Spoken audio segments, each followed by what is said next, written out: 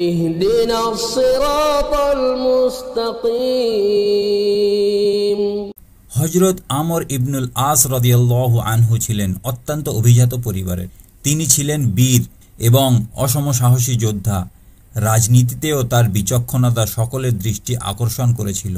এসব গুণের জন্য হযরত উমর রাদিয়াল্লাহু আনহু মিশরের শাসনকর্তা নিযুক্ত করেন। এই মহাসম্মানিত আমর ইবনুল আস রাদিয়াল্লাহু আনহুর অভিজাত গর্বিত পুত্র আবদুল্লাহ একবার একটি অপরাধ করে। সে একজন অতি সাধারণ কীর্তিকে অযথা উৎপীড়ন করেছিল।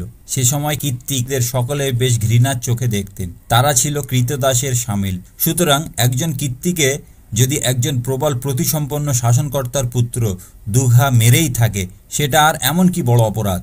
কথাটা ন্যায় বিচারক হযরত ওমর রাদিয়াল্লাহু আনহুর কানে উঠল।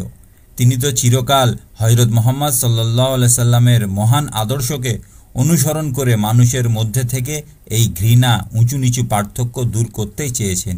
আল্লাহর কাছে সব মানুষই সমান, কেউ ছোট কেউ বড় নয়, কেউ ঘৃণ্য বা সম্মানিত নয়।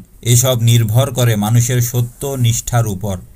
জন্মাবার সময় সকলেই স্বাধীন, কেউ কৃতদাস আর কেউ প্রভু হয়ে জন্মায় না। মহাপ্রতাপশালী আমর ইবনুল আস রাদিয়াল্লাহু আনহু আর তার গর্বিত পুত্র আবদুল্লাহকে দরবারে ডাকলেন হযরত উমর রাদিয়াল্লাহু আনহু, আর হাজির হতে বললেন সেই উৎপীড়িত হতভাগ্য কৃষ্ণকায় কীর্তিকে। যথাসময় সকলে এসে দরবারে হাজির হলেন। বিচার শুরু হলো। হযরত উমর রাদিয়াল্লাহু আনহু কীর্তিকে বললেন, আবদুল্লাহ তোমাকে যতগুলি বেত মেরেছিল, তুমিও ঠিক তত জোরে ততগুলি বেত শরীরের সেই জায়গায় মারো।